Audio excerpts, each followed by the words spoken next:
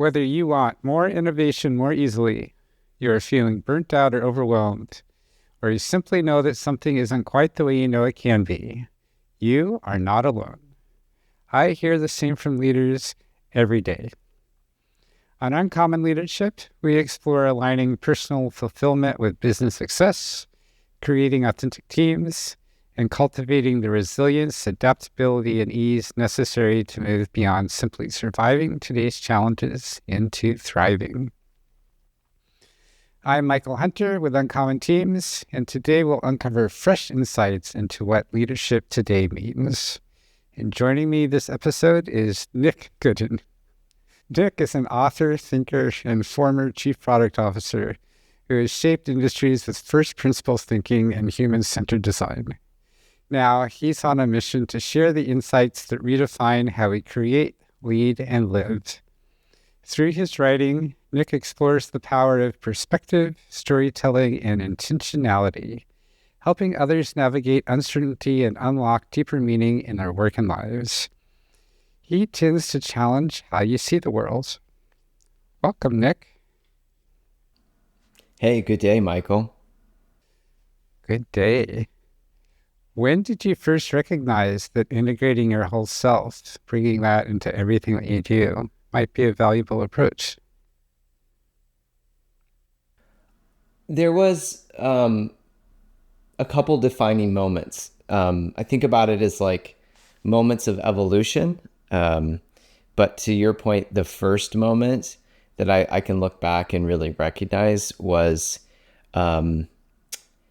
it's probably when I was like senior year of high school, something like that.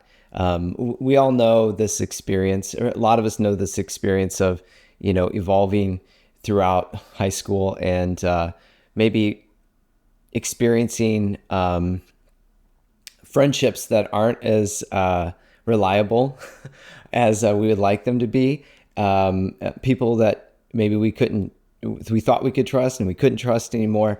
I think there was like an evolution of that happening. And then at the same time, finding like a new community of people that really spoke life into my life. And it like awakened a sense of like me being me and not trying to serve and appease everyone around me to try to fit in. And it was like it was like letting go of this identity I was trying to create just so I would be liked, to really fully kind of like lean back into who I was. It's not like who I was had went away. It just kind of got tangled up somewhere in junior high and high school of trying to navigate relationships and, belonging, these kind of deep universal stories that make us human. And I feel very lucky to like have that moment happen early in high school, in a way that set my like trajectory in a way that like it would keep evolving over life, kind of coming back to these moments. But it also is, it's hinged around this pivotal moment that's a little more of a personal story that I could tell, that has a lot to do with identity and a lot to do with the masks we wear and the stories we tell ourselves, the stories that are handed down to us, the stories that are on loan to us, usually from that early holding environment. And I think to your question around fully integration, like part of realizing how disintegrated we can be, the opposite of what you're talking about, is realizing that we have these stories that are operating within us that might not be serving us, that might not be leading to the outcomes we're looking for, might keep us scared, playing games, hiding, all these things that we really don't want in life. These stories are producing these results. And for me, my story is a little bit different than maybe most people's. I was kind of born into a really tumultuous time in life. Uh, my mother, my biological mother, who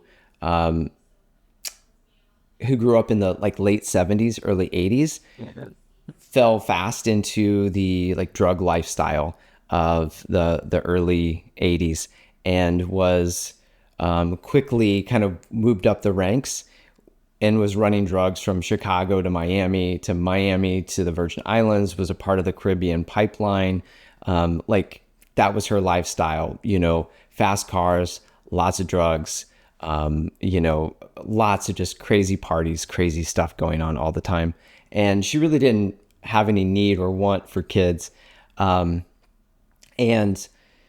her experience of life was very much a sharp turn from the experience of growing up in like basically poverty, being ridiculed by a narcissistic father. And now she had all this freedom and all this money and all this power and all this identity. And so multiple times she had abortions. And she got to this place where there was this really crazy thing that went down in Miami. A lot of people got killed, and she ran. She fled and went to one of the Virgin Islands and hid out there for about 9 months and got pregnant, and was at a point where she didn't realize she was pregnant until she was about 6 months pregnant, which is kind of crazy to know that. And realized like, well, she can't get an abortion. She's in the Virgin Islands. There's no way that she can get rid of this baby. So I'll just start doing a lot more drugs, like really heavy drugs. And then after a period of time, she realizes that she doesn't have the support network or the help that she needs. She's going to come back to the States or come back to the mainland and like kind of reacquaintance herself with our family and get the kind of support from my grandparents that no one else was going to give her in this season. And yet she was still like using drugs all the way up until the day I was born. Fast forward, I was born, took like, I don't know, 3 or 4 days to detox, and otherwise fairly healthy baby, but she couldn't really take care of me in the way that she needed to. So my grandparents ended up taking me in. Right around that time, though, something even crazier happened, and that was the fact that she got picked up, busted, finally, after all of these crazy adventures that she had been on. And because she was a part of this specific cartel, they knew that she knew a lot of the people that were connected to kind of the higher up the chain people that they want to get to. So she turned on a bunch of people, and these are like federal cases that went down. It was pretty crazy.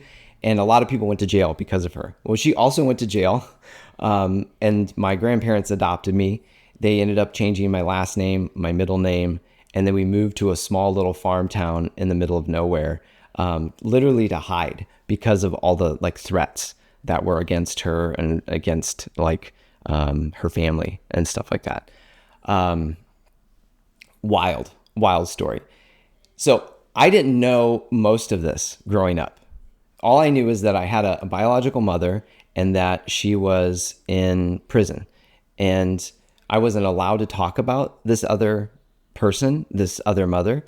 And the little small town we grew up in was a very conservative. Everybody, like, I don't know if I knew anybody that was divorced. They had both their parents, that was primarily white. There was no diversity. And the idea that like somebody was being raised by the grandparents is actually like an outlier. So at the same time, I was being told, hey, we're your parents. You can't tell anybody for safety reasons and for, all these reasons. And so I grew up like hiding all of these things that were really a huge part of my life. I remember going to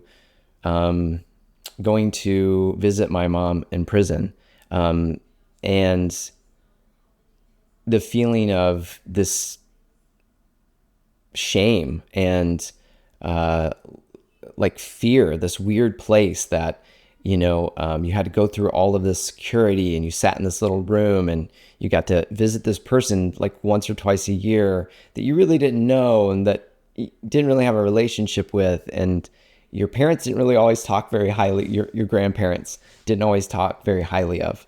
And let me say, like, my grandparents were incredible people, and they did a really phenomenal job of giving me the love and support, and bringing me up in a way that, like, I wouldn't be who I am if it wasn't for them. But their fear, and probably fear more of embarrassment than like retaliation from like any threat from drug lords at that point. By the time I was like 5 or 6, we could have started talking differently about it. And even within family, it was just such a taboo thing. You didn't talk about these things. So it wasn't until I was in high school that no one really sat me down and told me that whole story of what had happened. But along the way, I kind of started piecing some things together. Some other family members told me little bits and pieces. And finally, I started to understand like this idea that like I shouldn't be here. I shouldn't even be alive. Like the possibilities of me not being here outweighed the possibility of me being here. And for some reason, I'm here. And that like shift in perspective all of a sudden was like, I'm going to stop hiding this story.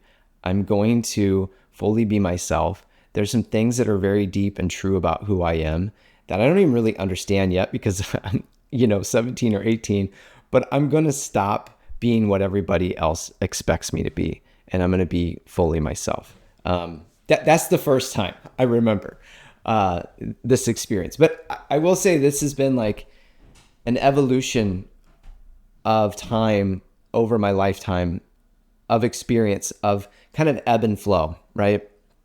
To where you become disintegrated, these aren't necessarily bad things have happened. It's just, whether it's through busyness or focus, like being super focused on a certain area of life or a project or entrepreneurship.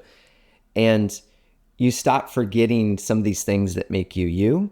And then you have some sort of moment. Maybe it doesn't have to always be a crisis moment, but you have some sort of moment where you realize something's missing, right? And you identify that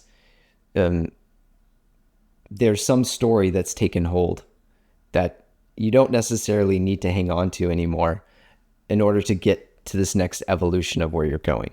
And I would say probably throughout life, there's been a half dozen of those where I've reintegrated, where I've gone back to these kind of like fundamental things that make me who I am. And I'm like doing a reality check. Like, are these things alive and well? Am I getting to like move from these places that make me who I am, which are storytelling, like unique problem solving, learning, and then like giving back to others, like investing, teaching, training, whatever that might look like.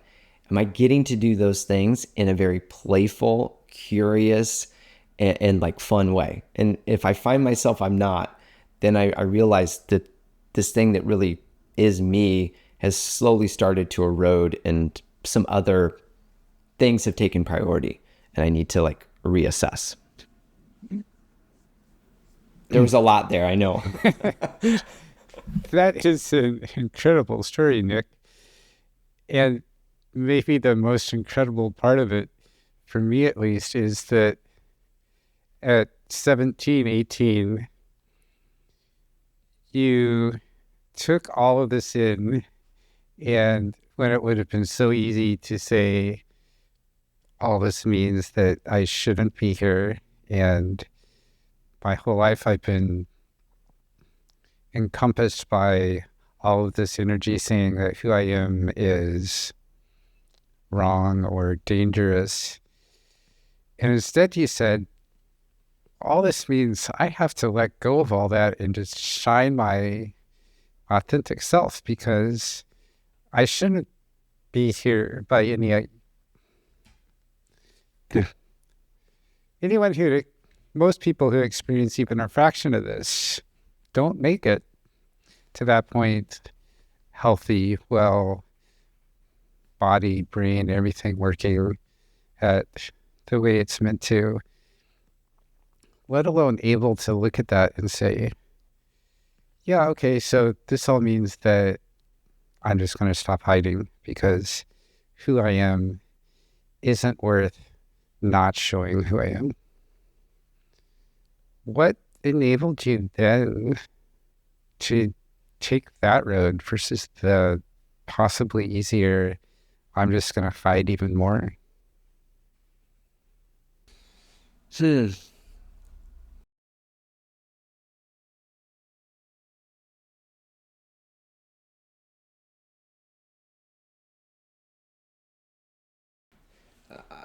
I think from a young age, I can look back and recognize that there were like these little moments that I had a sense that, well, I didn't know what it was, but there was some purpose for being, like internally within me. And as I look back on that kind of unfolding of history, of realizing my history, my story more fully, a thought came to my mind, which was responsibility. Like, I have a responsibility. Like, if I'm here and I more than likely shouldn't have been here for so many reasons, then I have a responsibility to do something with this life. At that point, I don't think I would have used the words that I can use now.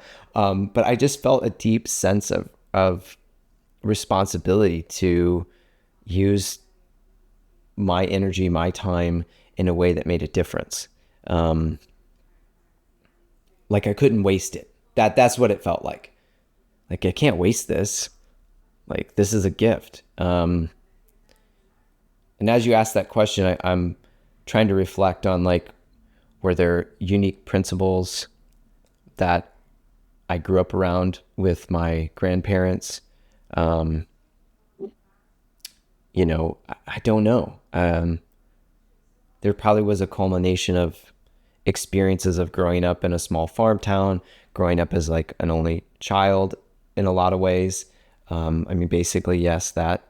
And then having a lot of freedom growing up in the 80s and having a giant forest, not far from my backyard that I could disappear into. So, a lot of like personal time to explore.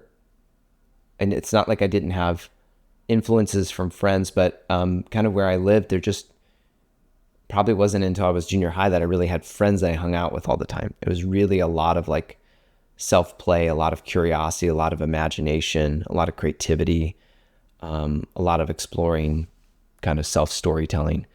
So maybe there's like fables that I heard, stories, that I grew up with, Walt Disney stories I grew up with. I don't know. There was just a sense of purpose, like something, I can't waste this. What enabled you to hear that sense of purpose, feel it, and then act on it?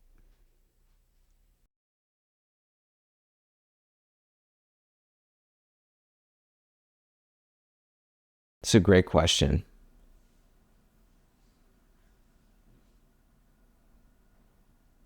I just have to go back to, um, I think there's a lot about who we are today that is rooted in the way we experienced life growing up, in those like early years that developed how we perceive the world, our belief system, that kind of stuff. And as a child, I was always extremely curious about how everything worked. I many times got in trouble for pushing buttons I wasn't supposed to push. I still get in trouble for pushing buttons I'm not supposed to push. And I'm not talking just about the metaphorical ones. I'm like, I wonder what this button does. And then we have problems. Good to know. Now we know what it does. And also that sense of curiosity led me to building and creating and making a lot, and not in the traditional way that you would think. This exploration came out in ways of like, my dad comes home from work. It's been a long day. He's tired. The last thing he wants to do is, discover something he has to like fix. And there I am in the garage, and the lawnmower's in like 2,000 pieces, because I'm like, well, what does this thing do? Well, what does this thing do? Then what's under this and what's inside that? And like deconstructing. And so that sense of curiosity and deconstructing was not a destructive behavior. It was to understand the physics, like what's working behind all of this. It's the way that I think about humanity today. That's the way I think about like human behavior and just our the way we make decisions in life and organizational structures and organizational behavior. All of this is like, there's a way to deconstruct it. I didn't realize at the time this is really first principles thinking. Like, how can we reduce it all the way down? There's nothing more to reduce.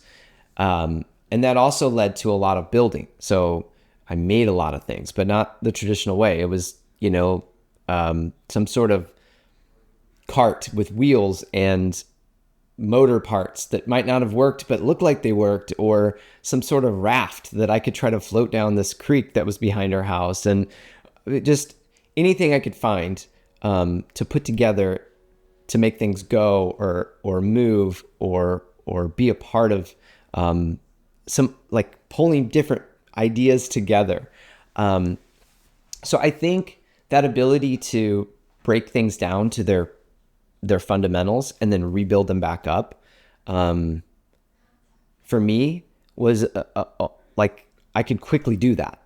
So by that point in life, being able to like look at this macro picture of 17 years and then have these micro moments that I could zoom in on and start to realize, hey, there's something more here than just,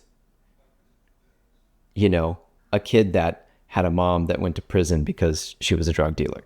There's something more here than a kid that shouldn't be here because his mom did drugs all the way up until the day he was born. Like, there's something more here. And, it's like, you don't always have to necessarily get down to that first principle. Like, you might not be able to see it, but you can see the effect of it. You don't know what's behind it. Like, what's causing this? I'm not sure yet. It might be multiple things, but I could see the effect. And for me, seeing the effect of my life up until this point, and how I had made all these choices around me because I was hiding things and trying to be somebody I wasn't, and trying to get people to like me, and all of this kind of need, which is normal human behavior. It wasn't creating the results that I wanted. That was it. It was like, these aren't getting me where I want to go. Drinking and going to parties aren't getting me where I want to go. These certain friends aren't getting me where I want to go. It was this reduction and then building back up from there. Again, I didn't know what the future fully needed to look like. And I didn't know all the parts that were causing what I was experiencing, but I knew enough. I knew enough to rewire, and then again, that kind of pivotal moment where I found out that story was like a slingshot. It sent me in a completely different trajectory. This just like it, like as you tell this story, is that it wasn't a isolated eureka moment when you were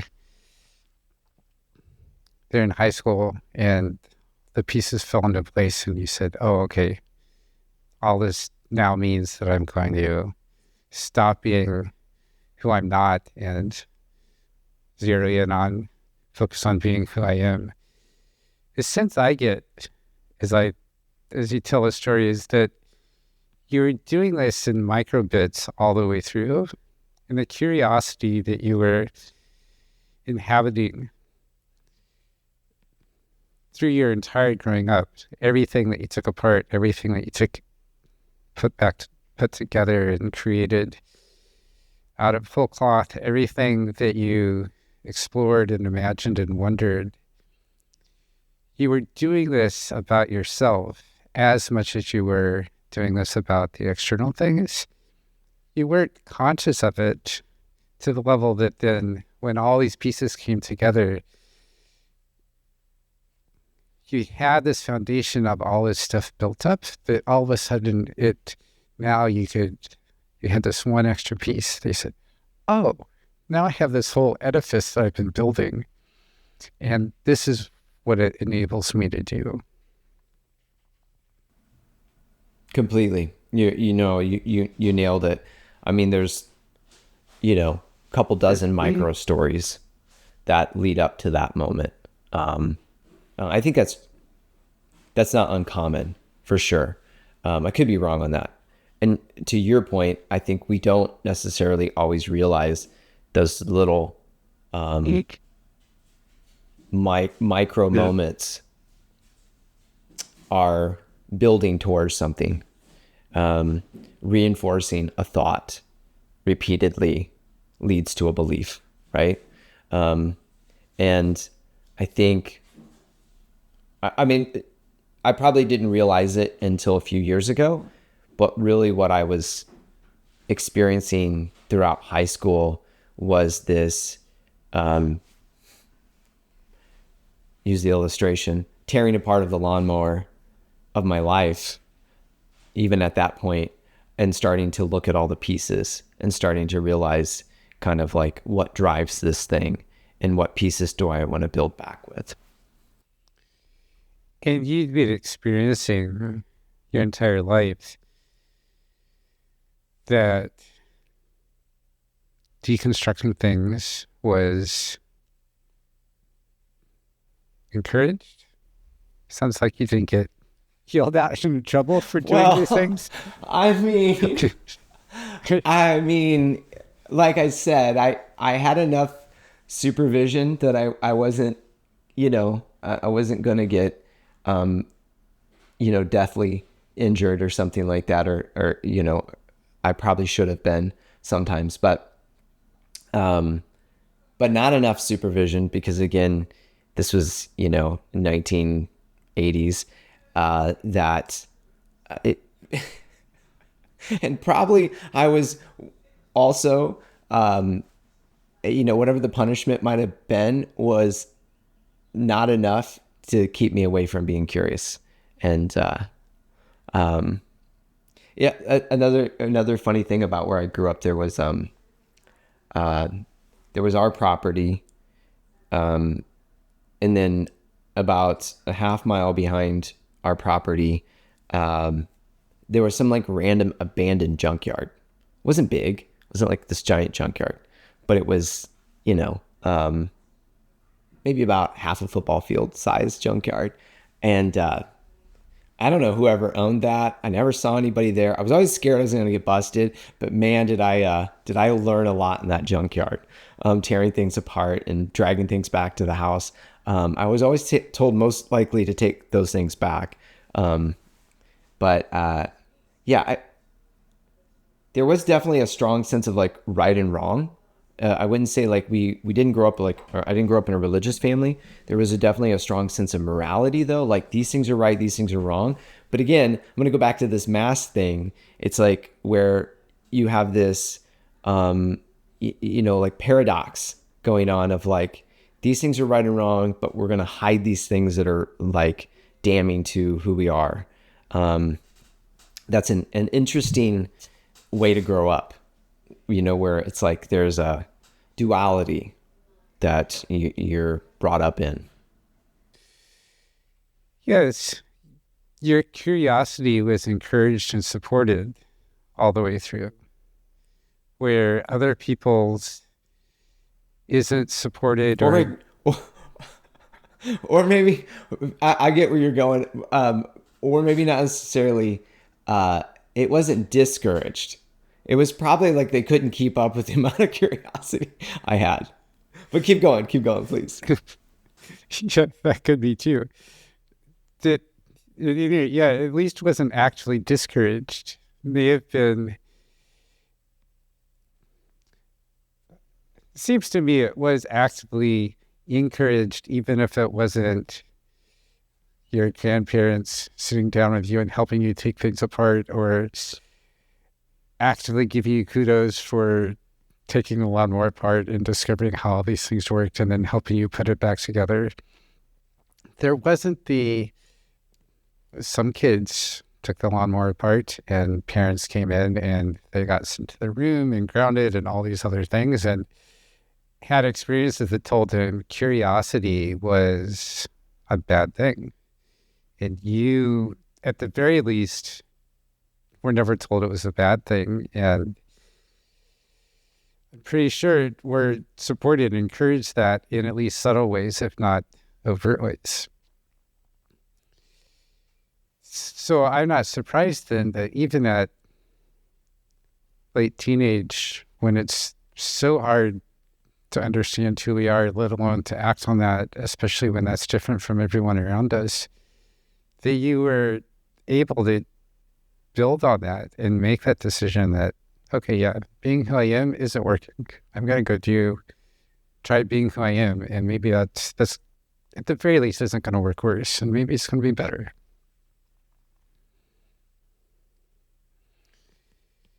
So this is a big part of how you have felt, why you have felt safe and empowered to bring your unique talents to everything that you do. How do you help people build cultures where they and their people feel safe and empowered to bring everything they are into everything that they do? Yeah, let me back up and tell on myself a little bit before stepping into that, which I think goes to this idea of how to build. I've always been kind of a student of leadership. I didn't even realize that, but I've always watched people that led, whether it was a director of our theater and musicals in high school, and just kind of studied how she led and how she invested in the high schoolers that she had the opportunity to care for, and all the way through the leaders I most recently worked alongside of. I've just always been a student of that. And the one thing that I will say that is key in my experience is self-leadership. I think there is a direct correlation between the level of your own leadership for the others that you're entrusted with. It is directly correlated with your level of self-leadership. This could also be, like, how well do you know yourself? Just to simplify self-leadership. How self-aware are you? What kind of work have you done to become aware of kind of where you get stuck, where your fear kicks in and you hide, and we could go on and on. So I will say, to tell on myself would be to say that the ebb and flow of this fully integrated self, this like, for me, curious and full of creativity and wonder and possibility. There's definitely been seasons of life where I'm intimidated and I'm scared, and there's stories in my mind about how I'm not good enough, or I'm not smart enough, or I don't have that education, or this engineer knows way more than I know, so I probably should be quiet here. And those like recognizing that for myself is directly correlated with my ability, and there's another piece here, with my ability to hear and listen and have compassion for others. The other piece to that is honestly just sitting and being with other people and letting them tell their story and hearing who they are, and creating space for them to feel safe, and acknowledging the fact that we all have different beliefs, we all have different perspectives, we've all had wildly different experiences. And so really building up that acumen of self-knowledge and knowledge of like how others tend to operate. Like there's a wild gradient of how people tend to operate. But the more we're aware of how people operate, and kind of back to this first principles thing, then we can start to try to get underneath of it and understand what's blocking that level of curiosity, creativity, like what's holding that back. And that also plays a huge part in the type of team that you can build, or organization, but layers of teams. But I think it first starts with, whatever, if you're an entrepreneur and you're building a team for the first time, or you're in an organization and you have a team that's amongst many teams, it starts with understanding who you are, who am I, and where do I trip myself up? You're not going to know it all. And what do I normally miss? What am I not aware of? What are my biases? Where do I tend to not slow down enough to listen? Where are my weaknesses? We can call them that as well. To where like other people's perspectives, let's say I'm real risk tolerant. Like I love risk. There's going to be people in my sphere. If I built a great team, there's going to be people in my sphere that are a little more risk averse, or maybe way risk averse, but like we actually need each other. There's like a better world that we build together than just my way, just the way I see the world. But as a leader, sometimes at the same turn of that coin, the paradox is that sometimes there is things that you see, that you envision, that the team might not be able to see, and that you have to create an environment where they'll come along with you. That there's enough vision that they see that they can imprint their perspectives, their ways of doing things into it and come along with it, instead of it being so intolerable or uninteresting, or even worse, it's just mediocre because they're just doing what you told them to do, instead of the level of enrollment that they take ownership in it, that they want to see it just as much as you want to see it. And actually your vision is lacking because you don't have their vision as a part of it yet fully. So all that's to say is, if I had to like peel that back a little bit, kind of summarize to your question, it starts with self-awareness, and then building a practice of active listening with empathy and compassion. Those are two different things. Empathy is, I can kind of see and understand what you're going through, right? Compassion is, the etymology of the word compassion is to suffer with. So I'm going to come and sit in it with you. I'm still not going to fully understand it because I don't have your life experience, but I'm going to sit in it with you in a way that I might be able to even repeat it back to you. I do. In a way that actually describes it maybe better than you've described it to yourself before. That's kind of the ultimate like level of understanding, be able to like mirror it back. Like, oh, this is what it sounds like I'm hearing, blah, blah, blah. It builds trust. Trust is this ultimate thing, but these components of knowing yourself and being able to like really listen, be able to understand and see people where they are, who they are, and really Like, I'm not saying everybody has to become a psychologist, but we can all be better listeners, and we can all slow down and hear. And what happens is when that hearing happens, that seeing, like I feel seen and I feel heard and I feel understood, like someone actually understands me, maybe even better than I understand me, then all of a sudden there's a sense of like the walls kind of coming down a little bit and trust going up. The walls of like, I need to protect, I need to look good, I need to be in control, I want to feel good. All those different things that we're trying to do to stay safe start to all of a sudden quiet down a little bit. And then there's some trust extended towards the team or the leader. So building trust so that people can be seen and can be heard, that I can share something with you that might be tough, but I can be here for where it's tough and like actually let you go through I didn't really like how you said that. That's okay. Like I have enough self-awareness to go like, oh yeah, that's probably not feeling very good for you right now. And that's okay too. So I'll pause there because I'm kind of unpacking a lot, but the key three ideas: self-awareness, listening through empathy, compassion, and then building trust. Yeah. You are showing them that you're on this journey, understanding yourself better,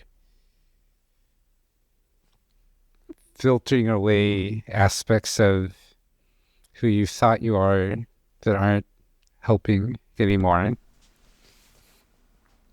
That helps them feel safe in doing this journey themselves. And then you encourage and assist that by helping them on that through that journey, however much they'd like you to help. Right. Well, and here's the thing. We spend 100,000 hours. I mean, I don't know if it's true for everybody, but let's just say on average, 100,000 hours in this work environment in our lifetime. More than probably most other relationships that we have in life. And we're a group of people. Let's just keep it to the like team level of like a department or just for simplicity. We're a group of people that are working towards an outcome, a vision, a result, or set of results on any given project. And a lot of times multiple projects at once. And we're a group of people with different perspectives, experiences, beliefs, and our own versions of fear and safety. So my opinion is that as a leader, if I think that this group of people is just going to get the work done and none of these like human things are going to happen, then I'm deceiving myself. And if I want to be a great leader, a leader that builds innovative, curious, high-performing teams, then I have to understand first how humans work. Period. Like if you're a product person, great, go become a human person. If you're, a designer and you got promoted to be a leader, great, fantastic. Go learn how humans design their worlds. Like whatever discipline it is, go learn humans. That all of a sudden is your responsibility because you have this group of people that are spending most of their time doing something that I think for the most part, they hope feels significant and meaningful to them. and they're doing it with a group of other people, and all their stuff is going to come up in that process. So you can either choose one of two doors. And I don't like to be very binary very often, but I think there's one of two doors here. Door number one is compliance. You guys be quiet and get the work done, which we all know leads to mediocrity, like fighting, sabotage on the team, all kinds of just BS starts showing up, which affects the outcome that you all said you were working towards, right? I'm not even talking about getting innovative and creative. I'm just saying, like, baseline, here's the goal. Like, that starts being affected. We're not up here in this higher level of intelligence, which has nothing to do with like intellectual intelligence. It has absolutely all to do with emotional intelligence. So as a leader, I have to operate and lead up here, so that all of this other stuff, the skills and the metrics and the KPIs, the team's going to take care of those things. If I live up here and take care of these things up here, they'll start moving up towards those. They'll start uncovering these things that are holding them back, and I'll start creating systems and opportunities for those who are stuck to be able to take a stepping stone towards a better, more creative way of doing something, a way that unlocks whatever it is that's holding them back, even if it's just simply they don't want to talk, they don't want to speak up in meetings, but they have great ideas, and they always email you the great ideas afterwards, right? Like, is my job, is my responsibility to tell them to speak up in meetings, or to slow down and understand why they aren't speaking up in meetings, why they aren't bringing these great ideas into a group of people where it can start to build, iterate at speed within half an hour, whatever amount of time we have together, instead of this one-off email. Now it's just kind of like off in the corner, and we have to pull it into the light instead of that moment where it was alive in them. As a leader, that's my responsibility. That's my work, is to identify these areas for these humans that are giving their lives over to this work to help them grow, and grow into creativity, grow into imagination, grow into innovation. And the really fun part, and I've experienced this time and time again, is that if you do that work, this isn't about, sure, the results of the project you're working on, like those are amazing, and everybody knows it, everybody sees it. Pat on the back, great job. The real results is that person's life changes. They start showing up different at home and in their relationships. They start seeing themselves different. They start taking risks that they weren't taking before. They start considering possibilities that they weren't considering, all because you slowed down and you listened and you created space for them to share where they're at. And again, the self-awareness part of this is that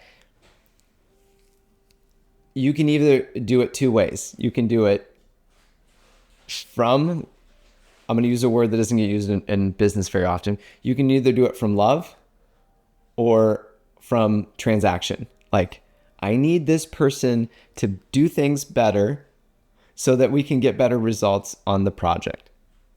Of course, that's there. That is, but the end goal is like this, like, let me help this human, this other person, just for the sake of helping them.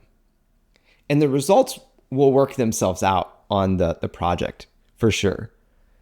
But if I choose the transactional thing, where I'm actually using the person to get what I want because I'm afraid, that's that self-awareness thing again. I'm not aware of what I'm doing. I might be manipulating, coercing, or trying to, and people will know it. People will feel it, and they won't trust you. Yes, 100%. What we're doing is not just helping them grow through past their comfort zones and into where they might be even more who they are. We're also helping them integrate in as a team so that if right now, to use your example, person is not comfortable speaking up in meetings and is only comfortable sending an email afterwards, part of our job as a leader is find a way to integrate that into the way the team works so that those ideas sent through email after the meeting, because some of us need time to think. It's always going to be an hour or a day or a week later that our great ideas show up. Have a path to being engaged into the team just as much as the people who have ideas popping off left and right all the way through the meeting.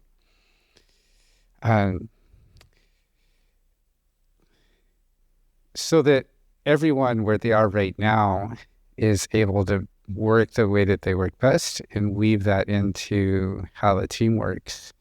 And then also we're encouraging, assisting, supporting everyone growing towards whatever their growth edges, and so that they are working, becoming more who they are, bringing more of that into the workplace. And then we're evolving their evolving selves, integrating all that day in and day out into how the team works.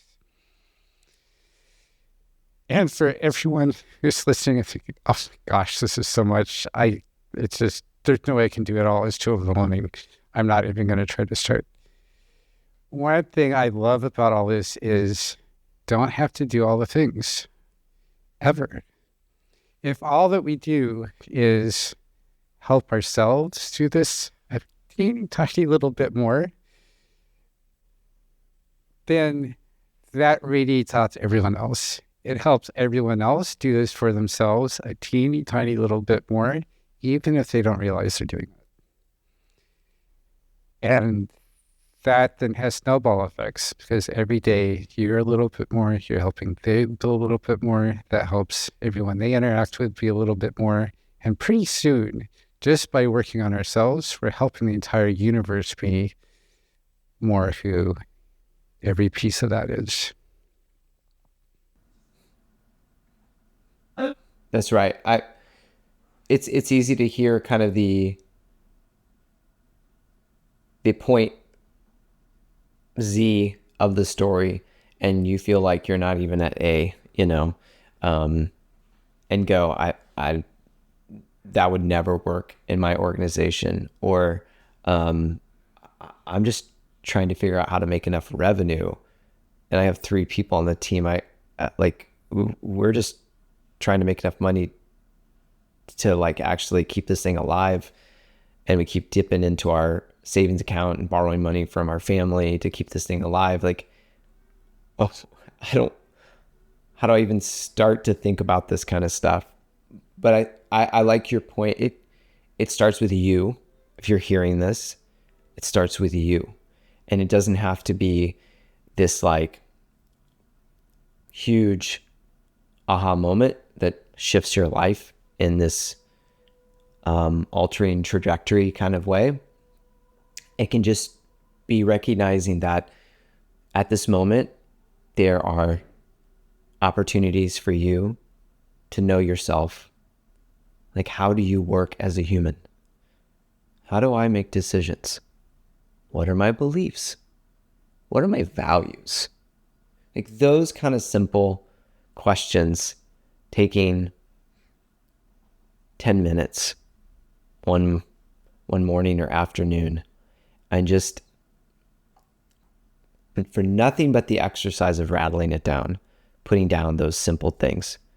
My favorite 2 questions to kind of unpack this is, what do I stand for and what do I stand against? The stand against thing is actually really important, because there are things that actually like we feel a deep sense of injustice or a sense of need for justice. And that stand against thing, to clarify that, especially if you're having a hard time clarifying what I stand for, that stand against comes pretty quick. We can make a list and start to identify those things.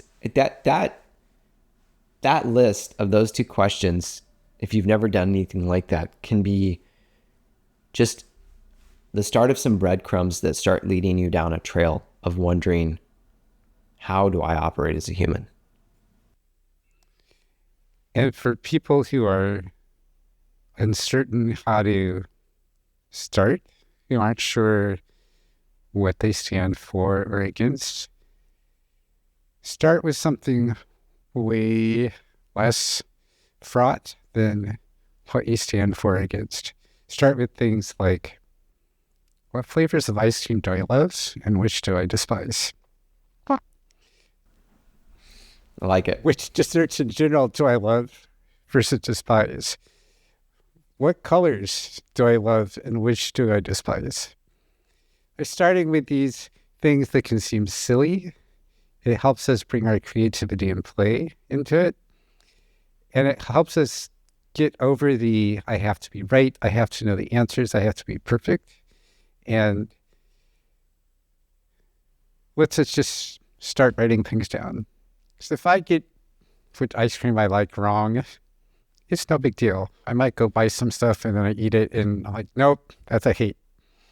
It's way less scary, way less potential impact than my values, my beliefs, how I work best. Yeah, I love that. It reminds me of there was a movie, this must have been in the 90s or early 2000s, and it had Julia Roberts in it, and she was a bride that kept running away from her weddings. I don't know if you remember this movie. And there's a scene where she realizes that every person that she had been engaged to, she adopted whatever eggs they liked. She didn't even know what eggs that she preferred. And she goes through this exploration of figuring out like what she likes and what she doesn't like. I think this is such a great illustration of how our preferences, sometimes we don't own them as much as we think we do. And like you said, just be willing to be playful about it. Taking the stakes down, like finding ways to approach these kind of questions where there is low stakes. Like, I'm not going to die. My identity is not on the line. I'm not, it's fine. It's just play, just playing with ideas.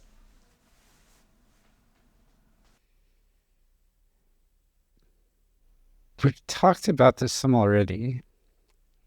Is there anything more from what we've talked about so far of how the more we and all the people we work with and lead bring our whole selves to work, the more we have the energy and creativity and play to solve the problems that are there to solve? Is there anything else that is important for the business value of creating these cultures, doing this work? Oh,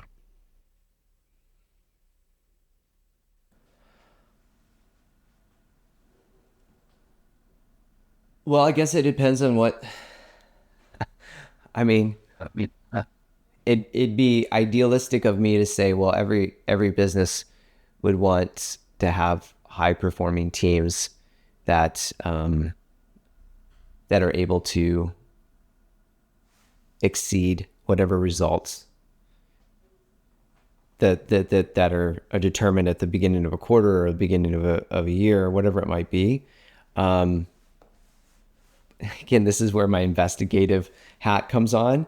It's like, well, there's actually probably things that just to be aware, and this might be a little complex, but there are actually things that a lot of times leaders, business owners, want more than that. It might seem a little controversial to say. And I just want to add a framework to think this way, or to like explore this question. And again, I'm going to go back to your ice cream thing. This is a little bit of an ice cream question. It's going to seem complex, but I need you to be like ice cream level playfulness.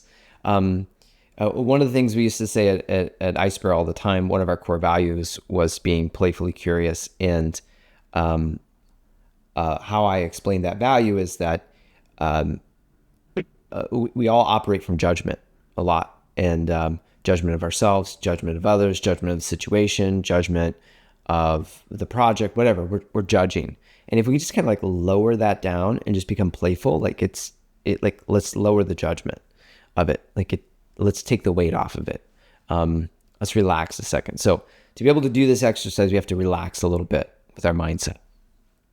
You gotta do a little breath work, go for a walk. Maybe you have to do the exercise with somebody. But let's say that you're not getting the results you want to get. And I'm talking as a team.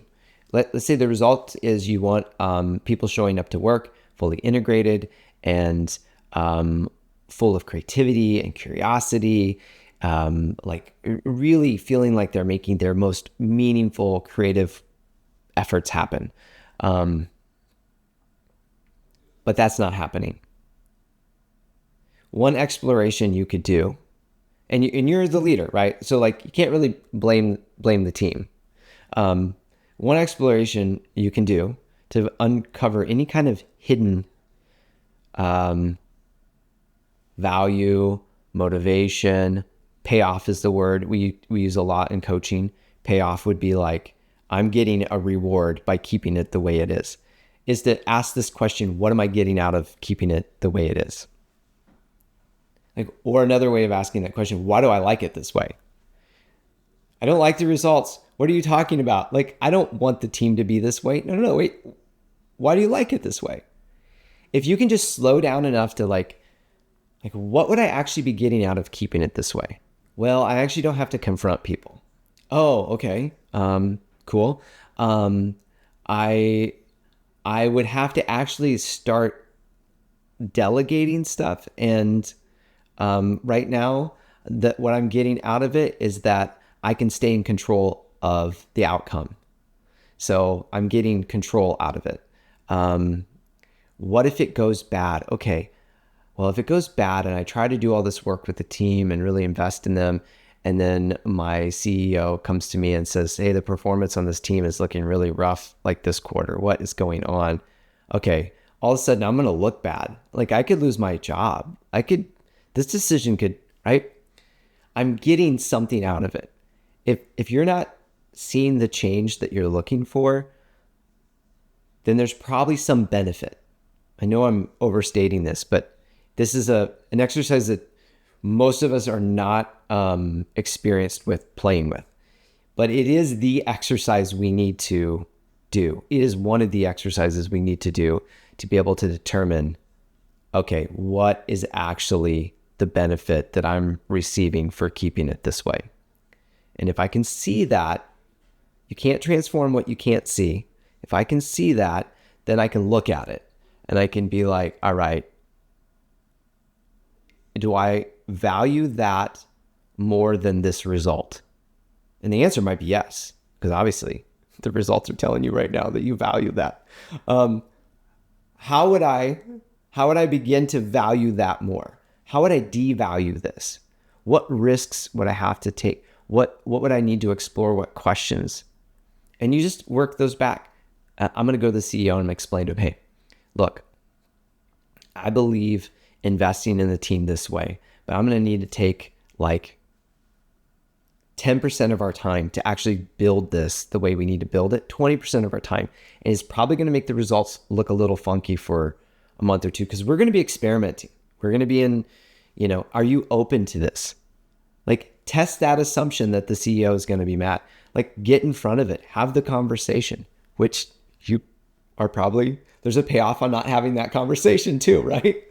You get where I'm going. All of these things that we're not doing, there's something, and look, there's something that we're getting out of it. And that doesn't mean we're wrong, bad, or broken. You've probably heard that before, because I know you've interviewed Adrian and Chad, and those are phrases that they're very well acquainted with. But that's normally where we go, is that something's wrong with us. And that's normal. That's human. But lower the judgment, be playful with it, explore. Like, if I'm not getting what I want out of my own life or out of the team, what am I getting out of keeping it the way it is? Does that make sense? Yes. And where the value that you're getting, as you said, not only is it not wrong, it doesn't necessarily need to change. If the value you're getting out of the way things are is something you want to keep and you want to make the change, then start searching for ways to get that value from the new thing. So there's almost always a way. It. So it's not that you have to give up your chocolate ice cream to be a pie-loving person. You can have both. I love it. This playfulness mindset, which I can tell you operate from a lot, it has to do with growing from a very binary kind of ones and zeros mindset, and starting to feel safer and safer, moving away from that to more of a paradoxical mindset, like two things can be true at once, and then more of a multidoxical, meaning that you can have binary sometimes. Sometimes binary, you need a 1 and a 0. You need it to be clean and clear. And sometimes it's going to be a mix of things being true at once. And, you could have value here and build new value at the same time. It's this rigid 1s and 0 only thinking that really gets us stuck and not allowing us to play with ideas like you just expressed. This idea that two things could exist at once. Like, I could get this value out of this while it's transitioning to this. And it becomes this over time. I love it. Yes. Almost never does it have to be either or. Almost always it can be yes and. Yeah. Almost always. Look, we only understand 95%. Sorry, we don't understand 95% of the known universe. I say this to my kids all the time. 95% of the known universe is still mysterious to us. That is the known universe. We're not even talking about the unknown universe. So even of that 5%, it's not binary still. There's a lot that we still, like, it's still a little mysterious. And so we're wrapped in mystery, but yet we're conditioned for certainty, predictability. So we live in this tension between these two truths that we as humans, we feel really safe when there's certainty and predictability. Some of us that may have grown up in some like tumultuous, like kind of crazy times, we might actually like a little uncertainty. That actually feels safe. But for most of us, like, that is a form of certainty too. But we're wrapped in mystery every day. There's mysteries around us everywhere. And this is a lifetime of letting go of certainty while holding on to it. It's like I pulled this terminology a lot out of quantum physics, of this idea of the I can't think of the term right now, but I use it a lot, and it's escaping me.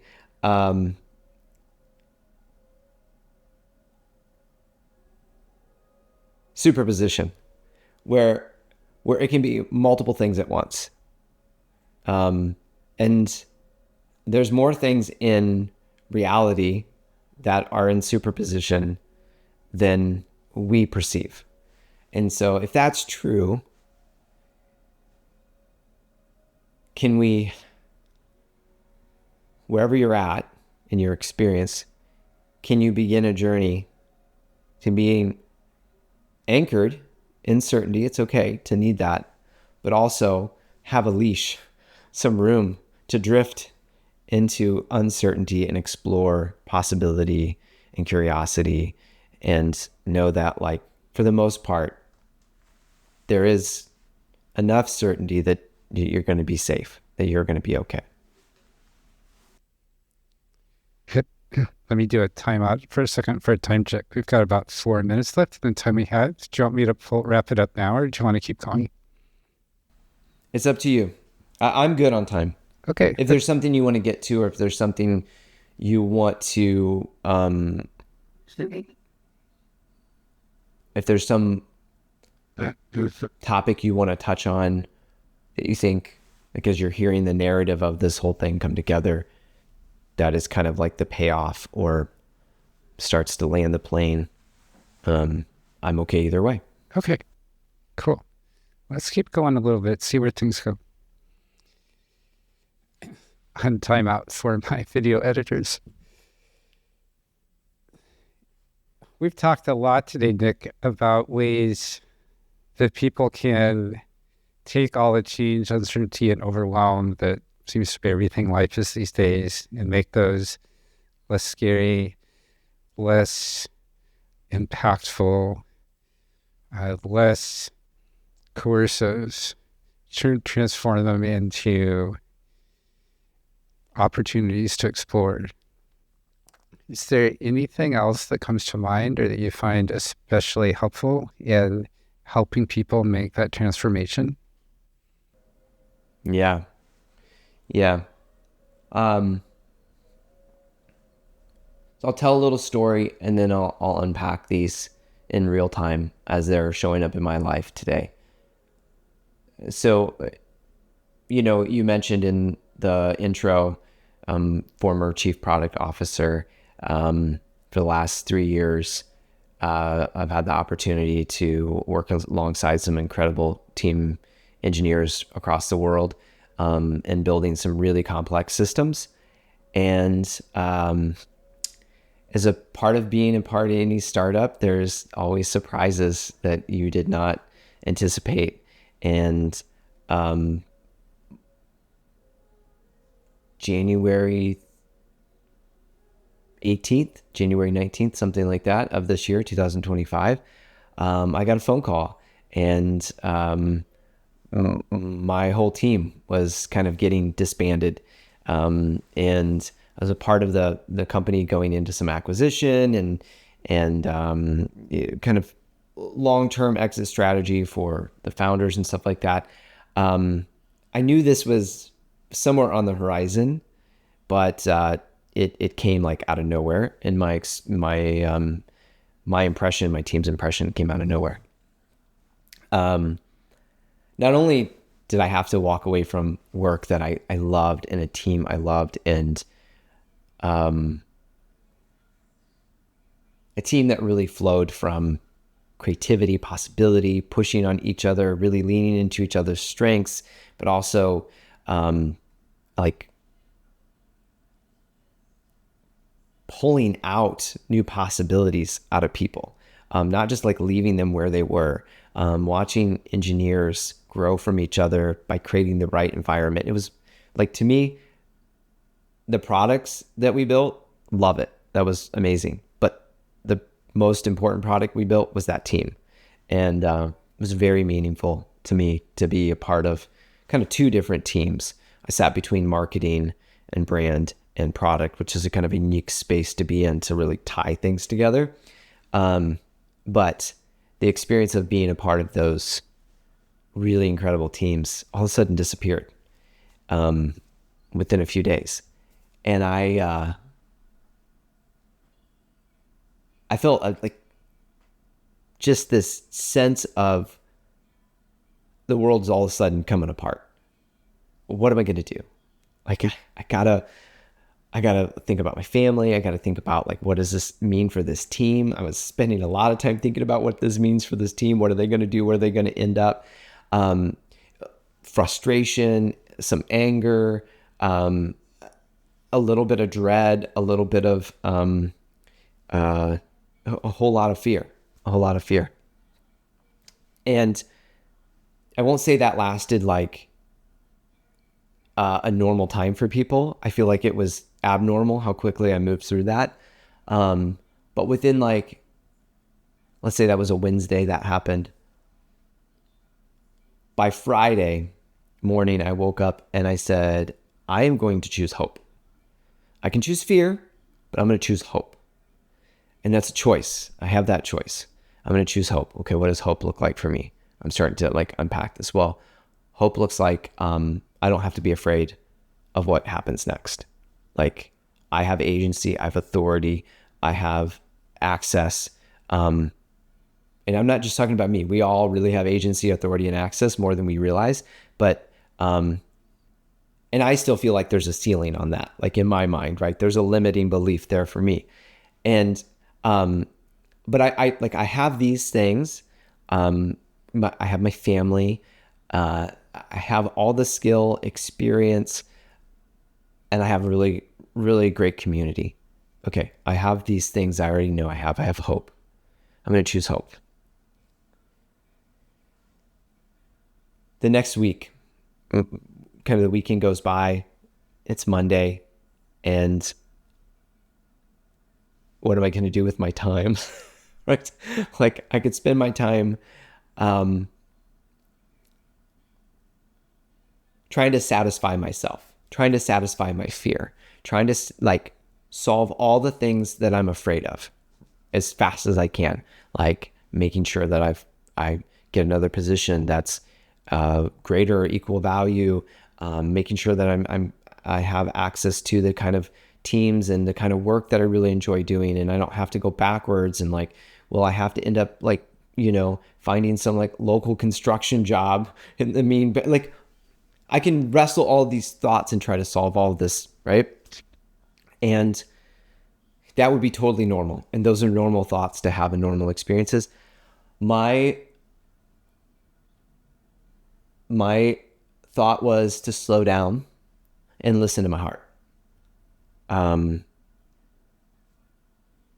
What is my heart saying? What is my gut saying? How should I use this attention, this energy that I have? I remembered that I was already choosing hope. Now, how does that play out? And I chose generosity next.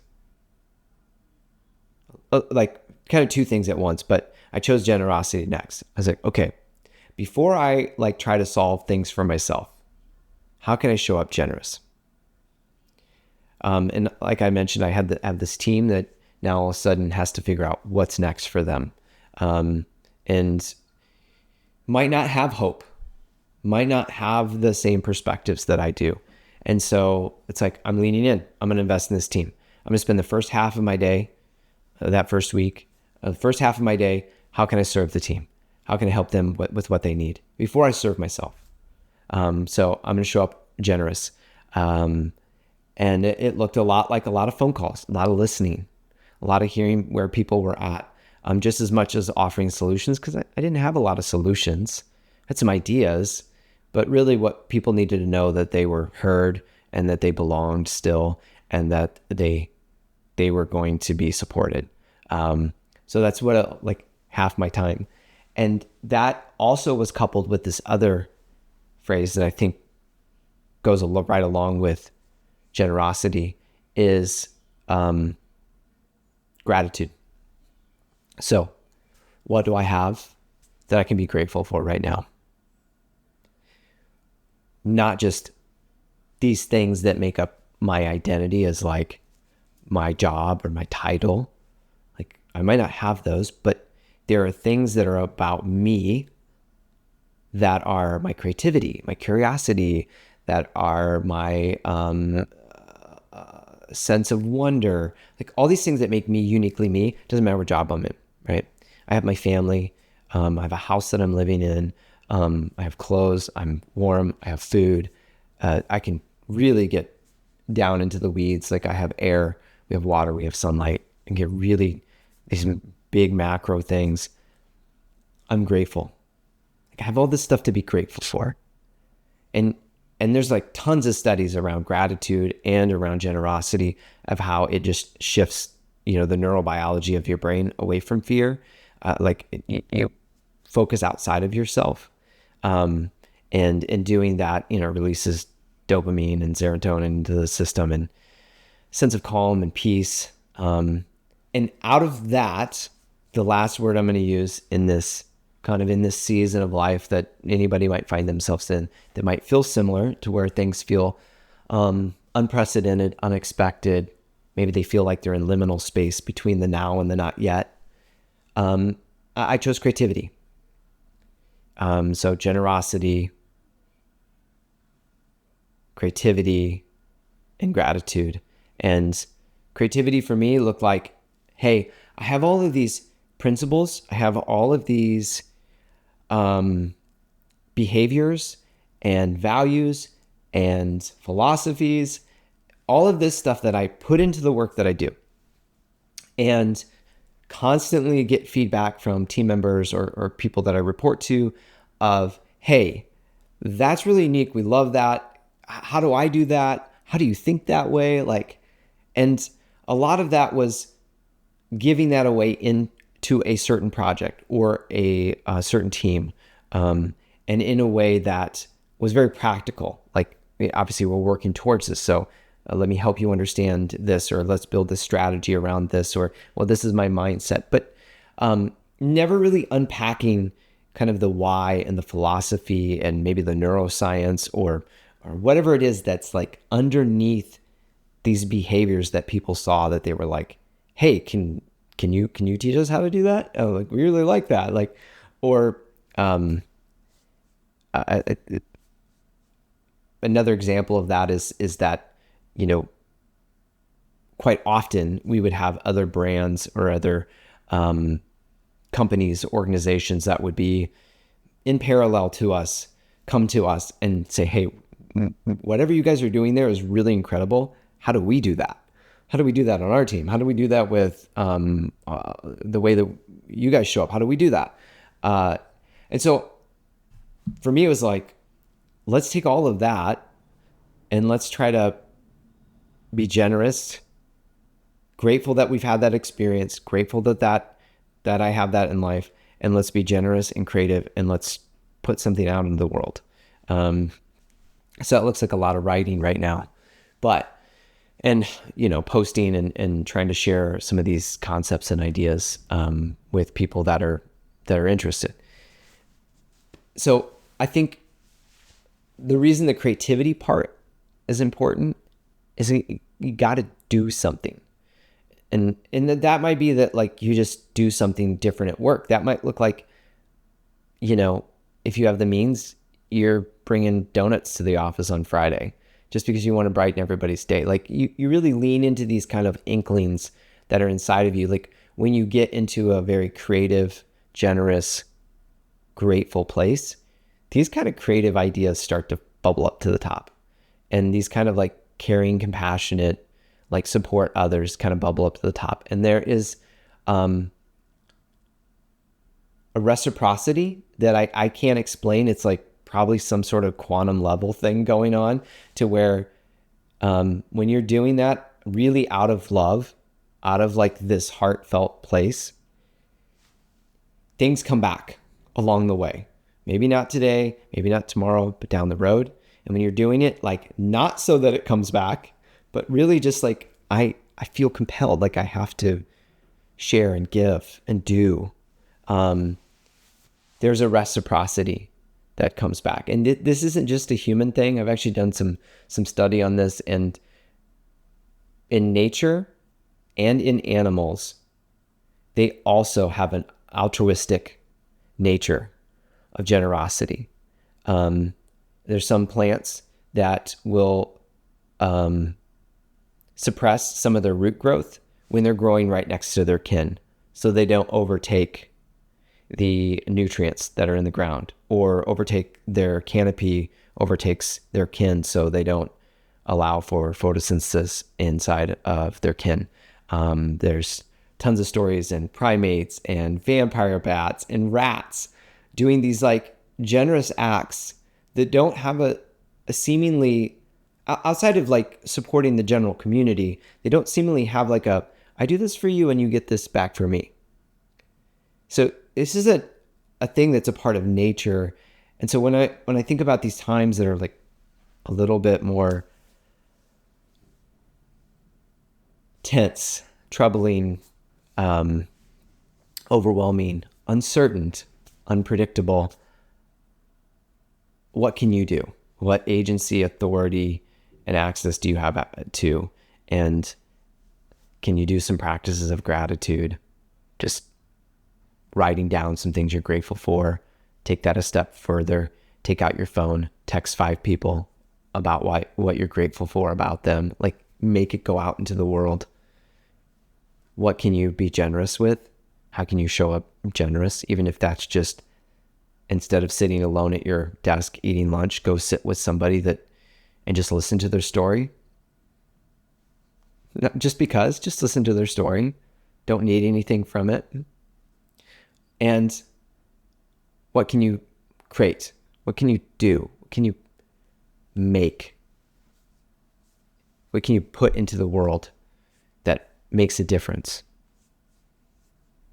And I think that shifts kind of back to what you said earlier about this idea that, you know, maybe you can't make this global effect in your company. Maybe you can't make this effect in your community. Maybe you can't make this effect in the nation, maybe the world. But if we all start doing those things in small ways every day, the effect is compounding and exponential. Yes. All we ever need to do, and we always can do, is make a conscious decision to focus on the accelerating beliefs and habits rather than interfering beliefs and habits, and approach it with a sense of wonder.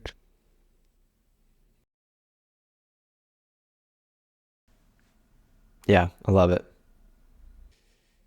For people, Nick, who would like to find all the writing you do, talk with you about how to bring a sense of wonder into their particularly fraught situation, find their next tiny step on how to move forward in a scenario where it seems like they have no way to move that is productive, what's the best way for them to find you? Sure. Yeah, 2 places. One, if you want to stay anonymous and not reach out and just absorb some ideas, you can go to nickgoodin.com. I'll spell that out here in a second, /blog, or just nickgoodin.com, and you'll find the tab for the blog.